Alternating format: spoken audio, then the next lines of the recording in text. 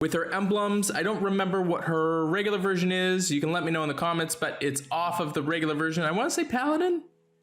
Is it Paladin? I think it's Paladin.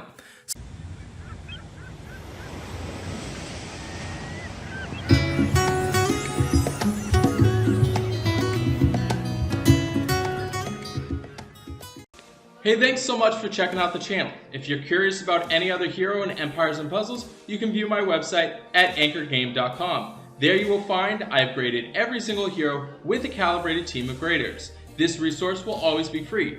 Thinking about supporting the hero grades and the breakdown videos? You're welcome to donate. Otherwise, feel free to share this resource with a friend.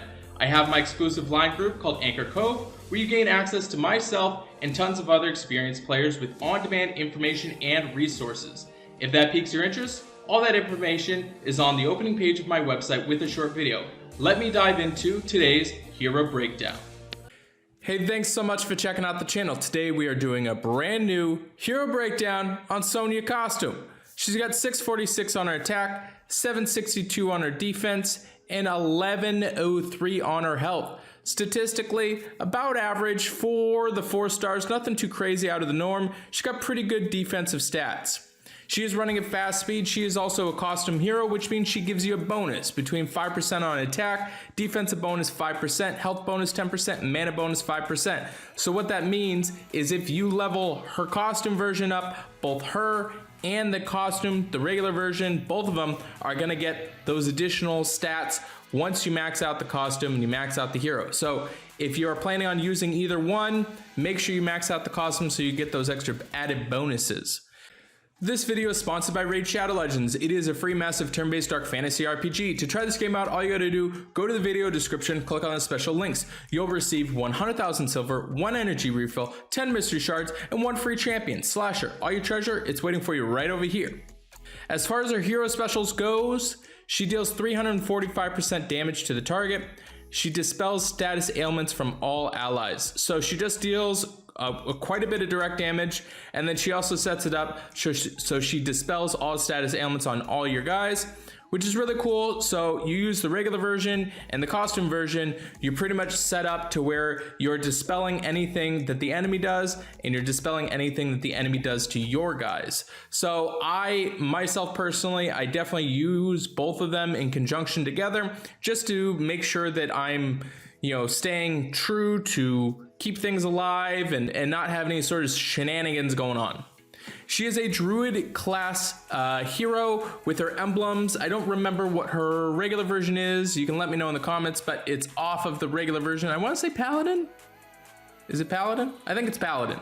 So as far as the druid side to things, if you are using that, it is kind of helpful to have the little emblem that comes, or the little minion that comes from it. And if you're putting emblems on her, I would probably focus more on her attack and her health. Defense is already pretty high, so you can kind of bounce her out that way. When we look at her Titan grade, she is going to get a B grade on the Titans.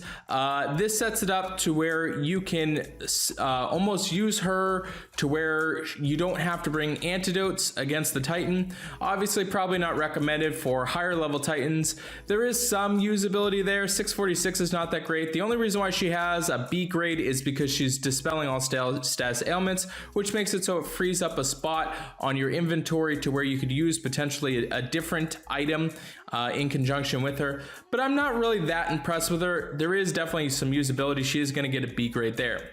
When we look at her offensively, I really love this hero on offense. Sets that up and pairs really well against like Gravemaker or even Teleria right now. Anything that is impacting your board negatively. Also Vila, to where with her running at fast speed, you're not really worried about too much shenanigans of your guys getting impacted too much, and it allows you to fire off at fast speed. Plus she pairs really well with the likes of like Grim or Athena.